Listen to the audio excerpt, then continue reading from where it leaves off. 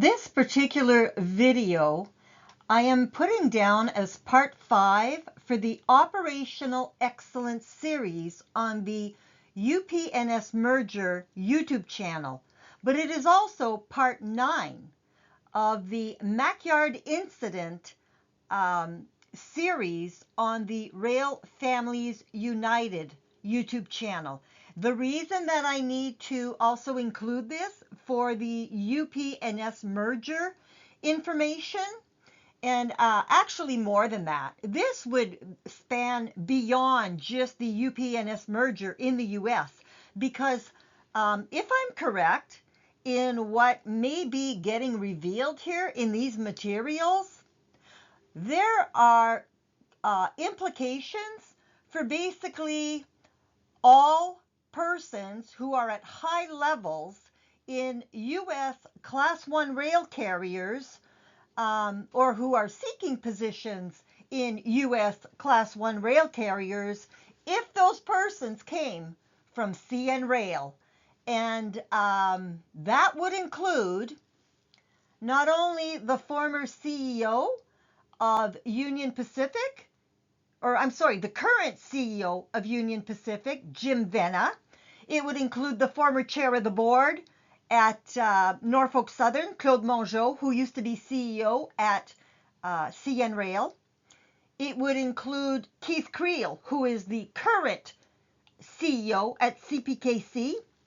It would include John Orr, who is the current Chief Operations Officer at Norfolk Southern. It would include Jamie Boychuk, who was Chief Operations Officer at CSX and who may now be in the running for the post of CEO at CSX if activist investor ANCORA gets its way. And I would encourage you folks to make sure you look at the videos on ANCORA and all of those players, those key players in the UPNS merger, everything that's been posted on that YouTube channel for UPNS, you need to look at all those videos if you are in the US. But also, you know, these two sister channels are so intertwined. I would encourage you folks, if you want to truly understand all the issues, to look at all videos on both channels, the one that's for UPNS merger as well as the one for Rail Families United, both on YouTube. But what I'm basically saying, and the reason I have to include this in the Operational Excellence series for those of you in the US, is because of the massive implications here. Because this would speak to, if I'm correct in these issues, folks, this would speak of the operational excellence of all of the people that I've named, who many of whom are not even at UPNS. They are within the entire, almost, you know, at least five Class 1 rail carriers would be impacted by these issues. And you know, if this is the type of operational excellence that actually exists under these guys, in my opinion, the U.S. rail industry, just like the Canadian rail industry, needs a major overhaul at its top levels. And so that's why I absolutely have to include this video under both channels so that everyone can understand these critical issues as they pertain to frontline rail worker training programs. So again, folks, I cannot encourage you enough to look at the videos posted on both channels. And that would certainly also include the deadly training materials and all the information on Mackyard, because this thing with the Mackyard incident, even though it dates back to 2007, the reason I even began to look at the Mackyard incident was because what came out of that incident resulted in a total public scam of a report and first attempt to overhaul frontline rail worker training programs in Canada. And I'm going to be getting into all of that public scam. I touch on it in this video for sure, so that you can kind of get a flavor for that. But Canada is in the process of, again, trying to overhaul all frontline rail worker training programs. But gee, it's so amazing to me. Just in the last 2 or 3 days, the cabinet of the Government of Canada is absolutely imploding. Now I wonder why. Could it be because some of these major players that are being booted out of the cabinet, or supposedly moving on to new jobs? Were all people, or almost all of them, who have known of these massive issues with frontline rail worker fake qualifications and death cover-ups. So am I surprised to see the Government of Canada's cabinet imploding as Carney is trying to shield himself from any association with these people? No, especially since they know this is going to be the year of disclosure. And when I can show all these emails that these people have received in the past, and you were in the role of Minister of Justice or whatever, yeah, I could see why those rats are jumping ship, folks. And a lot of them going to international positions. And I would say, man, I hope we have extradition contracts wherever those people are going to, because they need to be brought back to Canada, in my humble opinion, to face prosecution for breach of public trust in so many issues. Financial fraud, conspiracy to hide crimes, as far as I'm concerned, when it comes to death cover-ups and whatever in the rail industry. So not surprised to see the Canadian government imploding when it comes to some of these key players who've known about so many of these issues. But the operational excellence is the key thing here that those of you also in the U.S. need to be aware of, because this would expose the level of operational excellence of key players that are now in the U.S. So regulators in the U.S., be forewarned, because I don't think that frontline rail workers in the U.S. Are going to put up with all the crap that is now being disclosed when it comes to all these high-level rail executives now in U.S. Class 1 rail carriers. So, fair warning. Okay, as we've done previously, this is a copy of a paragraph on page 20 of the Transportation Safety Board investigation report tied to the Mackyard incident that happened in September of 2007. And this is my third video just on this one paragraph, because it takes a lot of time and a lot of research to get all the pieces, figure out the lies, put them together, and then present them. It took me literally, in some cases, years to figure out some of the stuff that I'm providing in these videos, but for sure months for this one. But, and the only reason I figured this one out is because I happened to find these materials, these training materials, in my child's bedroom when my child left our house, and I had to prepare an office for my husband during COVID. I happened to find these discarded training materials that my child had left in their bedroom. And so if I had not found these materials, I couldn't have put these critical pieces together in order to share them with you. So let's focus on what's written in green. And even though they call it the QSOC, as we saw in previous regulation, in previous videos, that is not the name of the regulation. The regulation is actually called the Railway Employee Qualification Standards Regulation, or SOR 87-150. SOR stands for Statutory Orders and Regulations. 87 was the year it came out, and 150 was the number assigned to that specific law. So let us look at what they have to say here. that regulation has been in effect since March 16th, 1987. Keep that date in mind. Although the regulation has not been updated since it was implemented, keep that in mind, it contains provisions to ensure that the training and certification of locomotive crews are being maintained at a significantly high level. I'm sorry, folks, but I just have to say it. In my opinion, they just flat out lie to your face in these reports. And you're going to see why I am of that opinion as we move forward. Now, if you look at this particular manual, this blue one, it has the name CN at the top, or the logo for CN, and it's called the Transportation QSOC, wrong name, Technical Study Material.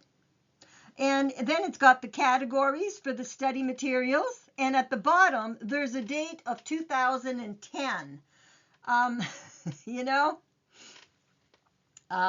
These materials were used to train my child in 2013.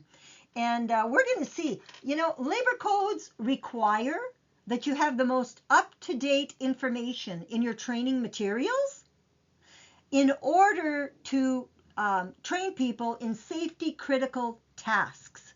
And being a frontline rail worker, I would say that qualifies for safety-critical tasks. There's very few second chances in the rail industry.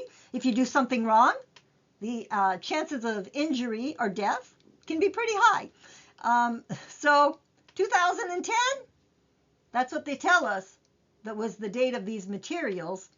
I have my doubts, but we'll move on. And you'll see why I have my doubts. Okay, there's a lot on this slide, but I need to put it all together like this in order to be able to explain the issues. So bear with me. The top left manual, that's a training manual. It says CN up there. The student conductor or conductor trainee guide, that one is dated 2008, July 17th, 2008. And you'll notice that it has it's basically the Canadian Rail operating rules. Then on the middle section here, you have that document, the blue one, which again shows CN, and they seem to refer to this as the qualification standards for operating crews. And that is their technical study material guide. That one is dated 2010. Keep those dates in mind. On the far right above my head is Schedule 14 of the Railway Employee Qualification Standards Regulation. And that is the very last page. This regulation is only about 6 or 7 pages long.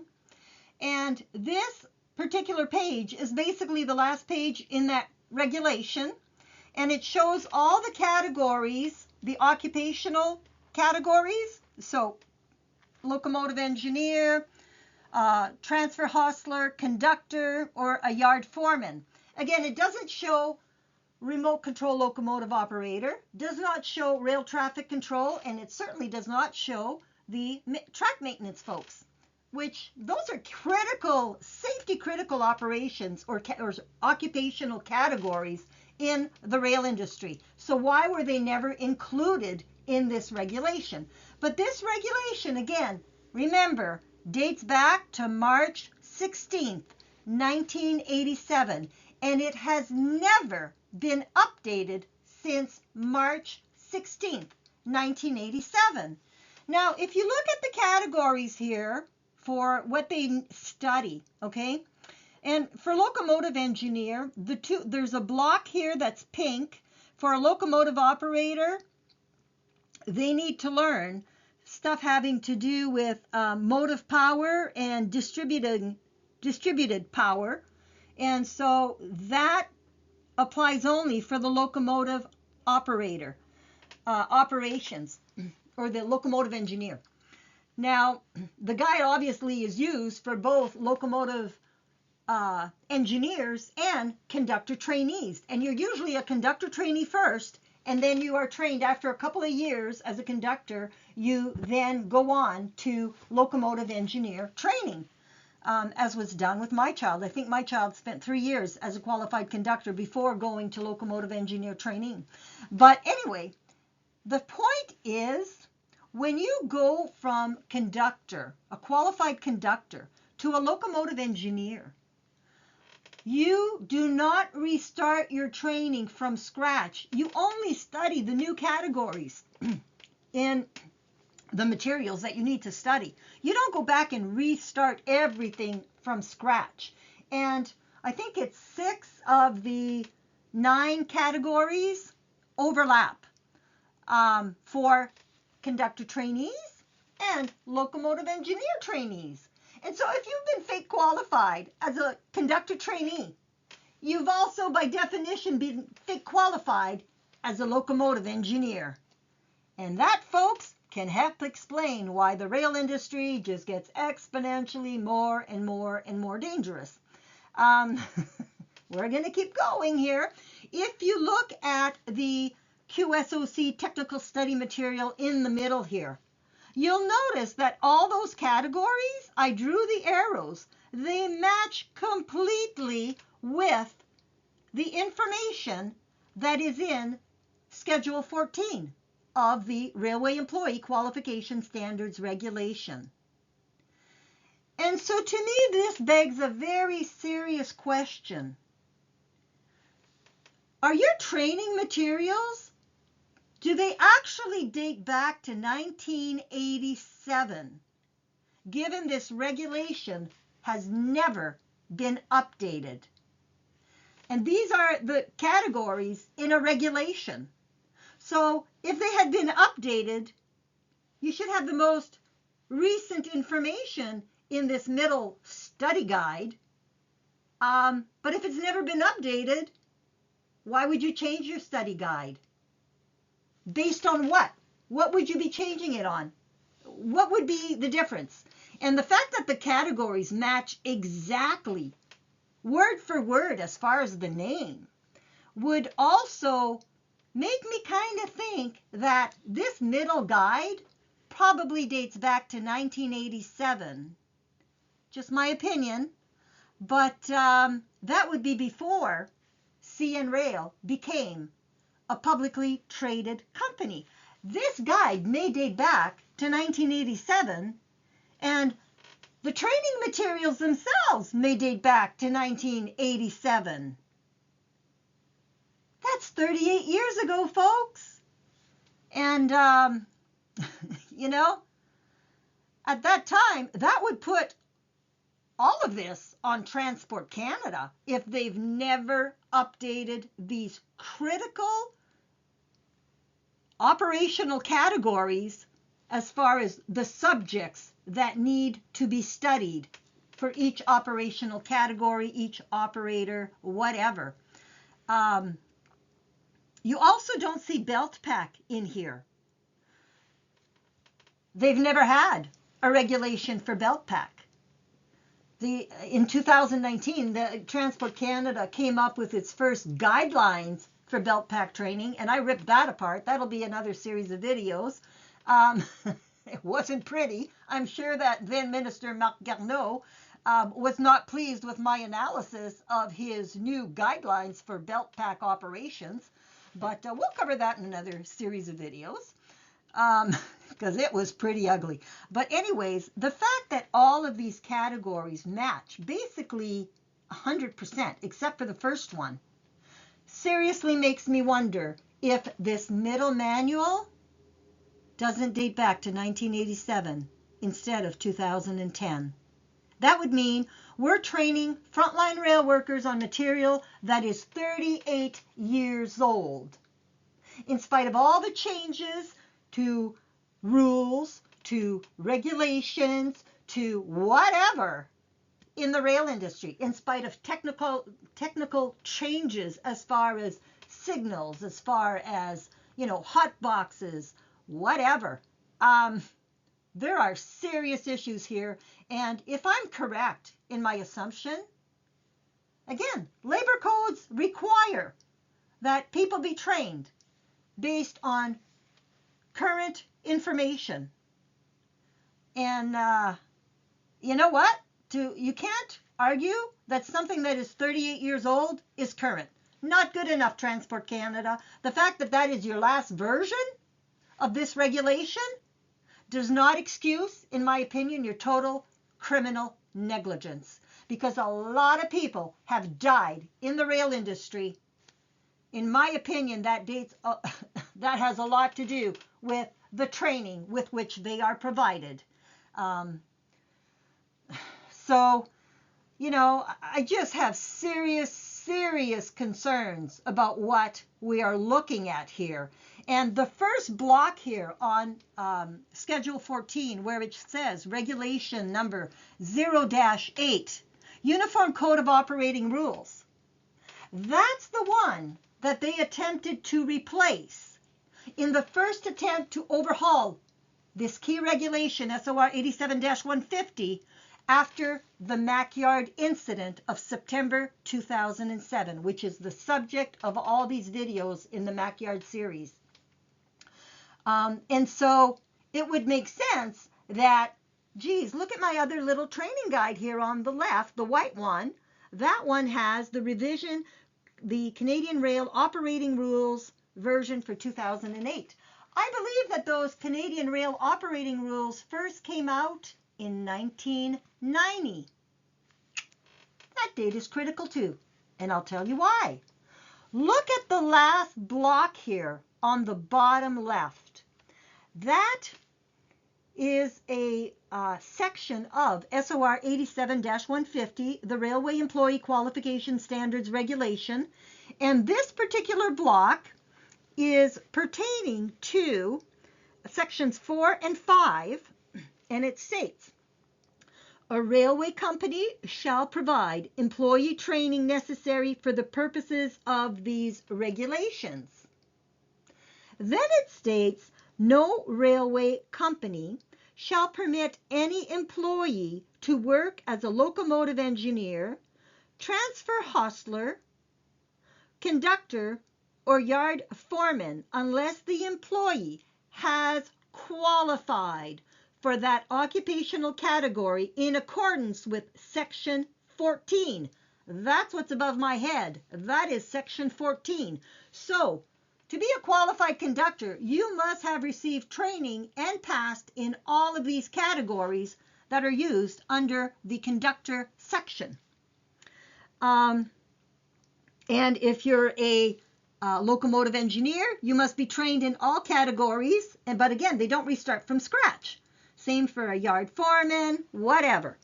Then it says, in the case of a locomotive engineer or transfer hostler, has received a passing mark for on-job training in that occupational category. So, you must have your field tests, your field training, whatever. Now, here's where we get to the good stuff. This little point 2, and in one document I had received, that point 2 had actually been removed. Now, why would you do that? Why would you, why would it not be there? Or you put it as an orphan on another page. But look at what that says. Subsection 1 comes into force on July 1st, 1990. Okay, well, wait a minute. This regulation supposedly was written in and came and implemented and went into effect in 1987. But yet this only comes into force in 1990? Why would you have that in there? The thing that's odd here is, again, you cannot allow a person to be in an occupational category unless they have qualified for that category, meaning they received all the training in Schedule 14 and passed all their coursework, whatever. So, the 1990 to me is very interesting because what if, the regulation, if it hasn't been updated, so it hasn't been updated since 1987? Or were they waiting for this? Why the 1990? They didn't have the Canadian Rail operating rules until 1990. But even though they may have put into effect their Canadian Rail operating rules, as we saw in a previous video, those were implemented illegally because Regulation 0-8 under bullet point 1 in Schedule 14, the Uniform Code of Operating Rules was never repealed.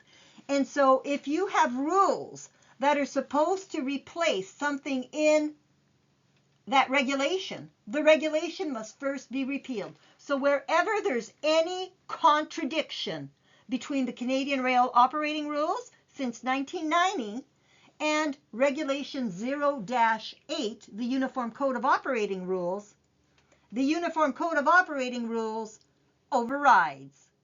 And that would be very key when it comes to key definitions in regulations or in the rail industry. Definitions like transfer or how the word transfer is used as a piece of paper to transfer from one train to another, versus how it is used today, a train going under, I think, 15 miles an hour in a yard or in occupancy controlled systems. Two very different definitions. And so, if it's used in a different way, the word transfer, the regulation would override. And the rule, the Canadian Rail Operating Rule of 1990 or later, would be null and void. So that's very, very key, this date of 1990, as far as what the implications of that are, especially when you consider the Canadian Rail operating rules. And again, when they did the first overhaul of this key regulation after the Mackyard incident, they would put, and we're going to do a whole video on that a whole series on that public scam document that was a rules only document. So it's like they tried to take a regulation, and which is enforceable in court, and replace it with a rules document, which may not be enforceable in court, according to the Government of Canada Minister of Justice's own website. And for proof of that, if you need the proof of that, go to the videos on acts, regulations, rules, and to know the difference. There's when I did the intro to the Rail Families United, I also did a couple of videos on why it's so important to understand the difference between acts, regulations, and rules. And in those videos, I clearly pulled information from the Minister of Justice of Canada showing that acts and regulations are enforceable in court.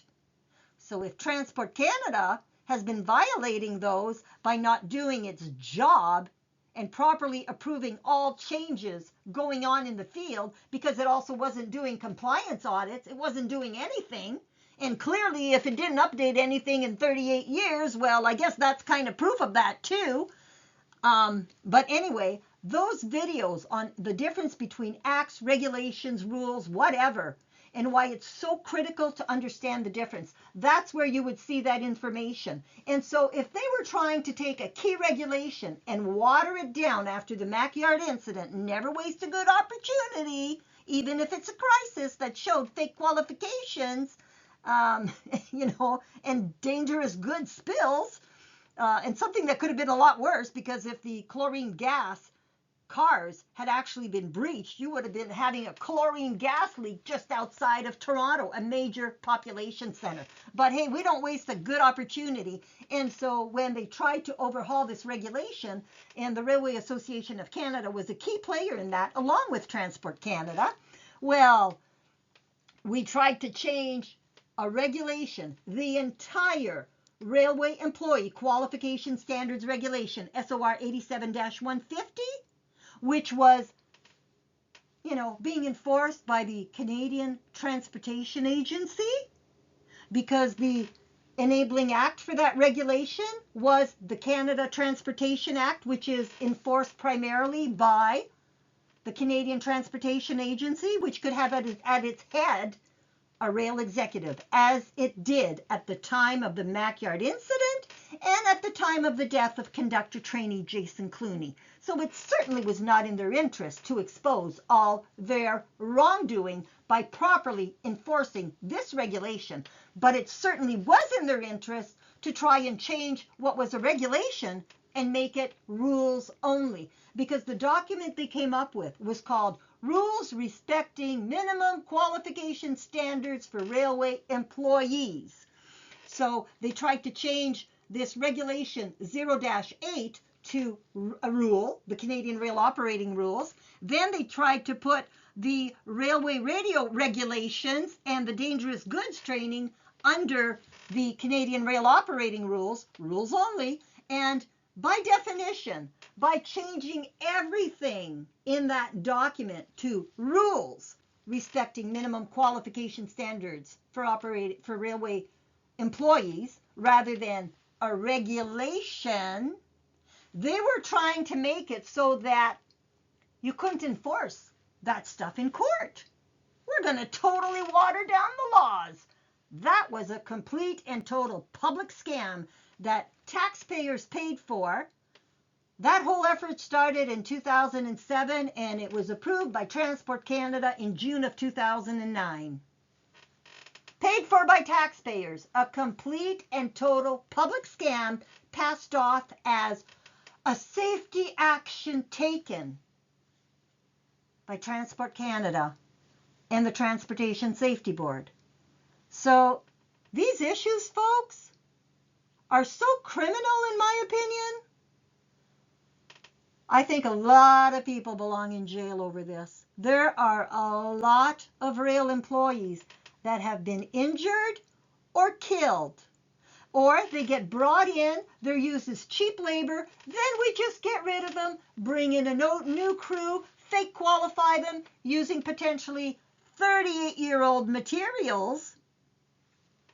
And then, you're not suited to this industry. We're going to get rid of you. Conductor trainee Jason Cluney had moved his family from Nova Scotia all the way across Canada to Saskatchewan. And he was killed there. He had uprooted his entire family. And this is what he was trained on. These materials, which may have dated back to 1987. Why would they be using a word like qualification standards for operating crews? Was that the wording used by the Government of Canada prior to CN becoming a publicly traded company in 1995? I kind of think so. They're getting that wording somewhere. Where are they getting that? Because the regulation has nothing to do with that wording, as we have seen in previous videos. And so I highly suspect, folks, that rail workers have been getting trained based on extremely outdated materials. And I have to tell you, when I went through this QSOC document here, what they call QSOC, there's a lot of references in that to old Canadian rail operating rules. They don't tell you how old, but if you remember, Tyrone Kowalski, who was the health and safety officer when conductor trainee Jason Cluney was killed, in one of the pages he said, well, I don't know if they're using outdated test questions. I think he knew absolutely. He had spent 15 years as a conductor at CP Rail, and he had also been a health and safety officer for several years. But maybe the reason, and he worked for Transport Canada, so maybe the reason that he really didn't want to come out and just blurt it out and say that they were training based on extremely old and outdated materials was because it would expose the criminal negligence going on at Transport Canada, his own employer. Did you want to go there? Probably not. Probably a lot of pressure not to do that. Just my opinion, folks, but that would be how I would put this puzzle together. Why would you have this technical study material with the same categories if these categories and this regulation has never been updated? Per page 20 of the Mackyard incident, that one lying paragraph where they just outright lie to you, in my humble opinion, that one paragraph that's taken me 3 videos now to unravel for people. So that's my take on this. That's my opinion. You're free to form your own. As I consider all these issues pertaining to training materials and rules and whatever, I really have to wonder, how old was deadly training slide number 53? That also had CN on it. But did that date back to when CN was a crown corporation of the government of Canada? There was no date on that training slide. It could very well date back to 1987. We have no way of knowing. But that's a question we certainly need an answer to, given such a deadly training slide. And if it does indeed date back that far, that would mean thousands of rail workers have been trained using deadly training slide number 53. And that would be nothing short of the maximum criminal negligence on the part of Transport Canada. There would be no excuse for that. So you have to wonder, could it date back to 1987 with no one catching the deadly errors in that training slide? Again, used potentially to train thousands of frontline rail workers. And that's a truly frightening thought. But it wasn't just, if you look at this little snippet here, this comes from the Health and Safety Officer report that looked into the death of conductor trainee Jason Cluney. And on page 57 of his report, he stated, a survey into the understanding of this rule, which was Rule 104, shed light on the extent of misapplication, the main question being, what are the points checked for? The points on the rail line where the tracks join. After you flip a switch over, you have to make sure that the tracks are properly joined at the points and that it makes one continuous track. So he's asking here, informal questioning at the workplace by the health and safety officer resulted in answers limited to see if it is free of ice. This suggests a broad misapplication to be a distinct possibility. It's not a distinct possibility, it's a fact if your answers are limited to things like to see if it's free of ice. And that, folks, only further confirms for me that deadly training slide number 53 and these training materials that are used today to train frontline rail workers may indeed date back to 1987, prior to CN Rail even being a publicly traded company in 1995. So we can see that, in the Health and Safety Officer report, test questions, the Canadian Rail operating rules, training videos, field supervision or lack thereof were also incomplete, inaccurate in what they reinforce.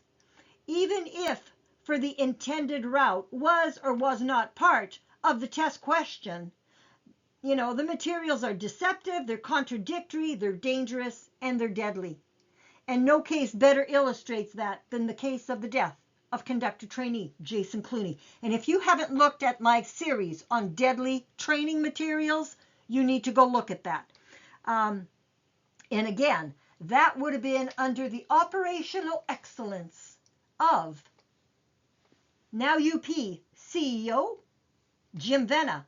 But if the materials indeed date back to 1987 or even 1990. That would mean that we are seeing the operational excellence of pretty well every rail executive that has now gone to infest the U.S. rail industry, and potentially not only from CN, but also from CP, because those executives would go from one company to another. And so the infestation, as far as the operational excellence, if I'm right in how old these training materials really are, is an absolutely devastating blow for the government of Canada. Oh, and by the way, I just took a 5-minute break here while I was doing this video, and lo and behold, Chrystia Freeland, our Minister of Transportation, has resigned to become a new person to help rebuild Ukraine. She's got Ukrainian roots. Well, apparently so do I, and mine, I would argue, are much higher than hers as far as society in the Ukrainian. I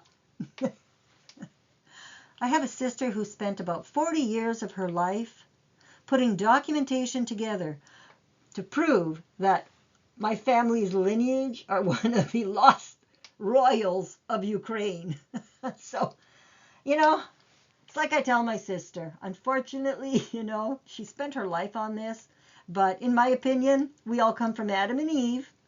And I keep telling her, we're no better than the garbage man. And I have more respect for the garbage man than I do a lot of royals, because there's been a lot of pain and suffering in the world because of royals. So even if I was a descendant of the lost royals of Ukraine, and I actually have documentation to prove that. But anyways, even if I was, I would reject that, and I'm perfectly happy being a normal person. And I'd rather be a garbage collector than be a person like the likes of Chrystia Freeland. In my opinion, that woman belongs in jail for all of these issues. And I wonder, I can't help but wonder, she's known that this was going to be the year of disclosure. And I'm sure she couldn't run away from the Ministry of Transportation fast enough. So it's really good, really convenient that she gets to potentially go to Ukraine. I think we have extradition, don't we, with Ukraine? I'm not sure. But I think she should face the music in Canada for all of the financial fraud, in my opinion, and the total breach of public trust that has gone on under not only her and Trudeau, but, the current government that continues to hide these issues, but also the Harper government, and potentially a whole lot of others before that, if I'm indeed right in how old these training materials may really be. And that's truly frightening when it comes to matters of operational excellence, not only for the Canadian rail industry, but for that of the U.S. also, given so many of the players are now at U.S. Class 1 rail carriers. So, But this whole question here is, you check the points to see if it's free of ice. Well, that's one reason, but it's not the main reason. The main reason is for the intended route, to make sure that the tracks are aligned for where you think the train is going. And deadly training slide number 53 absolutely showed the exact opposite of what it should have been showing, not once, but twice on the same slide, for a slide entitled Switching at Turnouts. It was showing track configurations for a train going straight. And this whole qualification standards technical study manual, the diagrams in that are even worse than what is in the on deadly training slide number 53. There's only an A, B, and a C on deadly training slide number 53. Those aren't even there in the qualification standards for operating crews technical study material. What you see in there for how things are taught is even worse, in my opinion, than what is being, well, you can't get much worse than deadly training slide number 53. But as far as the other stuff for training materials, when I read that, It almost looked like something that had been written for an 8th or 9th grader. That's how bad it was. I mean, it is terrible, that document. But anyway, so big question. You check the points mainly for the intended route. And they were not teaching that clearly, as this little on-the-fly informal survey done by the health and safety officer clearly showed. Okay, so when you're looking at what's provided in the training manuals and stuff, where they're talking about the switching activities and whatever, and this particular guide was divided in chapters. And so on page 1021, under switches, general, the following was stated. After throwing any type of switch, always check switch points to ensure it is completely and properly lined. Doesn't say for the intended route. And then it says, in winter operations, you may have to remove snow from the switch points before operating. And then on page 1022, it provided more general information, but this time it focused solely on general tips to avoid injury when you're flipping a switch, because you can hurt yourself doing that if you don't do it right. On 1023, it provided information on Rule 105, not on Rule 104, which was supposedly the one violated when conductor trainee Jason Cluney was killed. On page 1024, it talks about yard switches and states that there are two types generally found in yards, the hand-thrown switches and semi-automatic switches. On this page, it states that the points are to be examined to ensure contact with the rail. A most confusing diagram is provided where absolutely nothing is labeled. And so not even the route is indicated on the diagram. So even like A, B, and C, which was shown in deadly training slide number 53, you don't even see the route shown in what is shown in these particular pages. So again, there's absolutely nothing labeled there in a section pertaining to how to operate switches. On page 1025, it discusses semi-automatic switches. Here, Rule 104.4a, B, and C are provided, where we see the comment on ice or snow. It's not Rule 104, it's Rule 104.4, A, B, and C. And that's where you see the snow and ice comment. Page 1026 through 1034, which is the end of that section, discusses Rules 108, 112, 113, 114, 115, and 116, not Rule 104.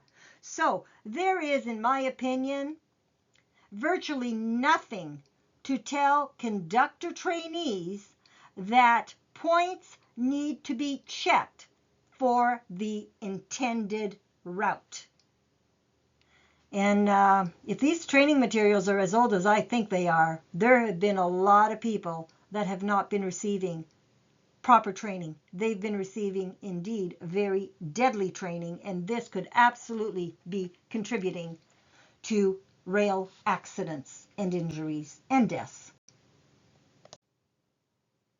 Also, if you look at the CN Transportation Qualification Standards for Operating Crews Technical Study Material Manual, that blue one that was provided in the middle there earlier, CN, or maybe Transport Canada, also, depending on who owned that document, also very much defined a qualified person on page 52 in a manner I believe many would consider contrary to the law based on SOR 87-150.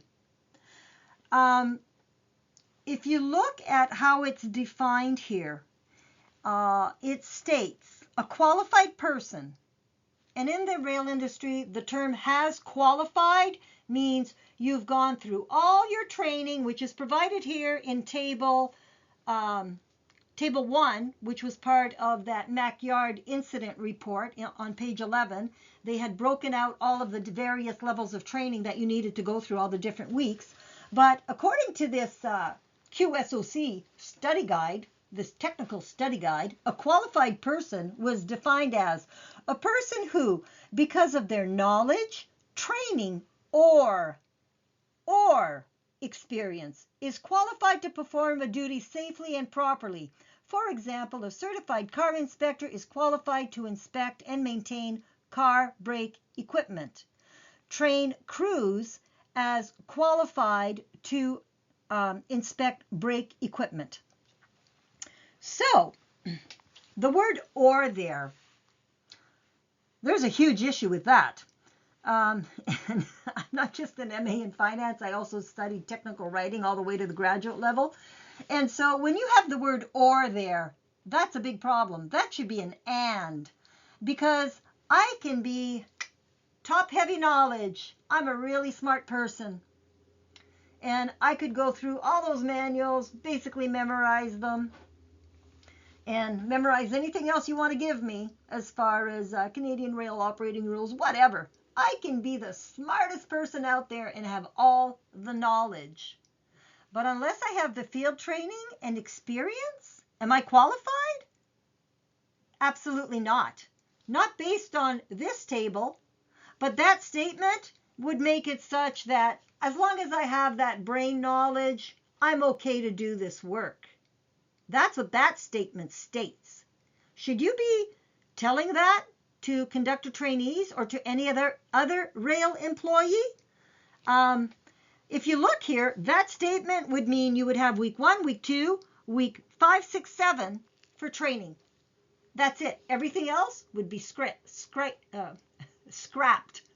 So you don't need any of that other stuff, according to this, because it's an "or," it's not an "and."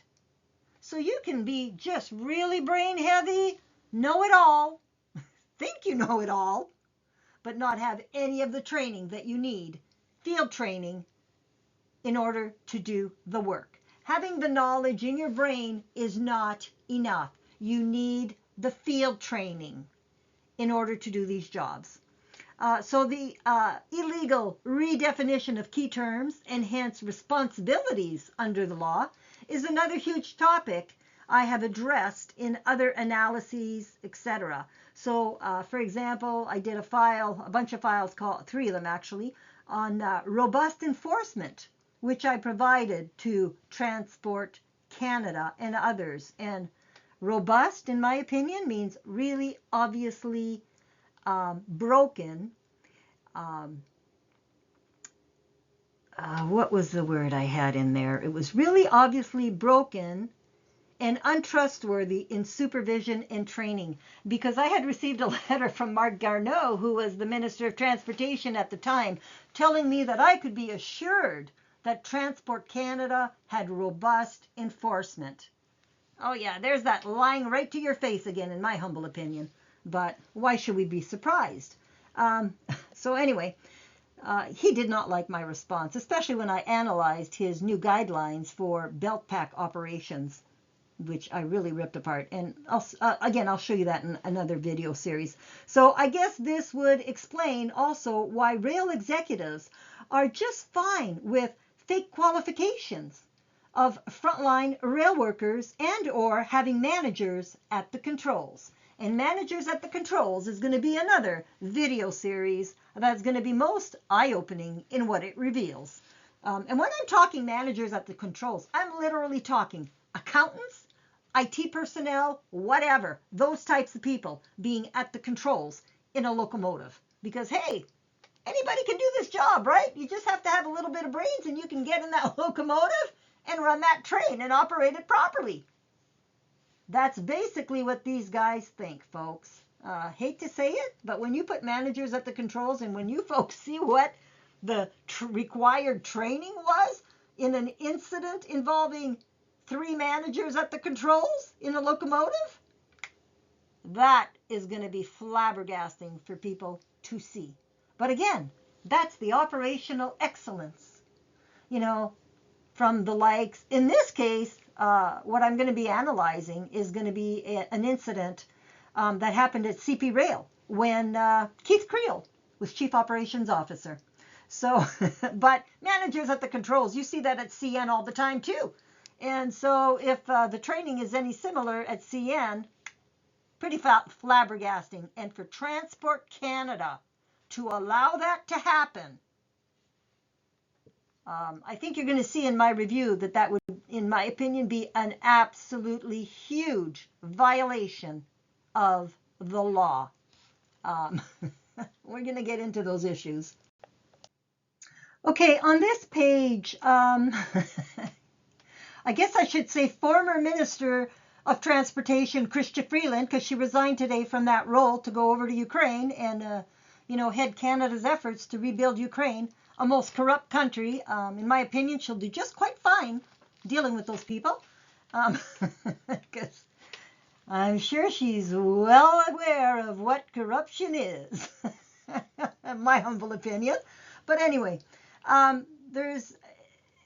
she had started this effort to overhaul the Railway Employee Qualification Standards Regulation. And I can't see who's going to be the poor person who's now going to be Minister of Transportation for the Government of Canada. What a hornet's nest that person's going to be jumping into. But I'll let them know. They'll be added to my distribution list as soon as I know who's going to be taking over. And I'll let them know why Chrystia Freeland jumped. I'm sure they're just going to appreciate that. But anyway, Chrystia Freeland, again, started the ball rolling in order to get the Railway Employee Qualification Standards Regulation overhauled for a second attempt. And that whole thing was kicked off basically when she threw Trudeau under the bus. That weekend is when they published that they were going to be doing this and repeal the Railway Employee Qualification Standards Regulation. But I want you to notice here, so this particular first screen print is taken, again, from the Canada Gazette, which is Canada's official publication document where they, say what they're doing as far as new laws and whatever. So for it to be official, it has to be published in the Canada Gazette. But what I want you to notice here is when they're talking here in the first sentence, it says the regulatory regime for federally regulated railway workers has not been updated since the Railway Employee Qualification Standards Regulation. And she refers to it as REQSR. Okay, well, note though that she's not using the words qualification standards for operating crews. She is using the correct name of the regulation. Now, why would that be? Because she knows that I know that qualification standards for operating crews is not a regulation, even though it appears as a supposed regulation in Transportation Safety Board reports, which were signed off on or which were reviewed by Transport Canada. So they should have corrected those errors, but they chose not to because it's all part of the deception of the public. Keep the public confused. And that's to all of their advantage as rail carriers and as supposed oversight bodies, in my humble opinion. But anyways, note that she's using the proper wording there, not the bogus name for the regulation. And at the bottom here, I wanted to bring your attention to the fact that Michael Sabia, the new clerk of the Privy Council, reports directly to the Prime Minister of Canada. And as clerk of the Privy Council, people need to know that the Transportation Safety Board reports in directly to the King's Privy Council.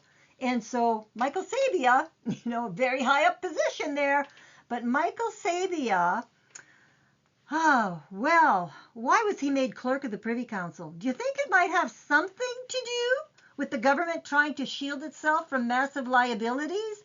After all, Michael Sabia from, let's see, it says 1993 to 1999 worked for CN Rail in various roles, including Chief Financial Officer.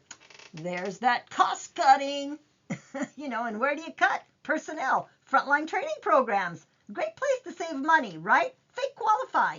And he was there in 1993 before CN became a publicly traded company in 1995.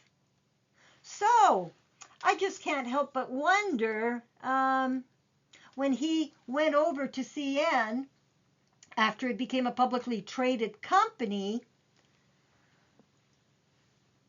did he file those changes to railway employee training programs as the law required under the Railway Safety Act, Section 20? Because the previous program, when CN was a Crown Corporation of the Government of Canada, it used to take 2 years to become a qualified conductor. And when CN became a publicly traded company, well, those public servants at Transport Canada, they're a little dumber, so we'll give them 2 years to become qualified. When CN became a publicly traded company in 1995, that training program went from 2 years to 5 months or less. And I would love to know the role that Michael Sabia played in that, especially now that he's, the clerk of the Privy Council. Was he put in that position to try to help the government of Canada shield itself from all these massive liabilities pertaining to all these scandals in the rail industry? Because now the gig is up. You guys have been caught. And who would know better what was going on at CN and what was done or not done than a person who was there in several roles, including Chief Financial Officer for CN Rail. So ask me if I trust Michael Sabia any further than I can throw him or throw Chrystia Freeland. Absolutely not. All right, well, I hope that you found this video to be most enlightening and eye-popping, because if we are training, and that's an if, we are training frontline rail workers with materials that might date back to 1987, that, in my opinion, is total and complete criminal negligence causing death in the rail industry on the part of Transport Canada and its rail partners in crime, because that would still not excuse CN Rail, a multi-billion-dollar international company, or CP, from, overhauling their own programs and submitting their changes to make sure that their employees are properly trained. If they're using old training materials that could date back so many years, like 38 years, again, there's no excuse for them either, in my humble opinion. So this is going to conclude part 9, and we're going to keep going with part 10, pertaining to the Mackyard incident and so many issues being revealed. So on that note, have a great day, and I will see you on the next one.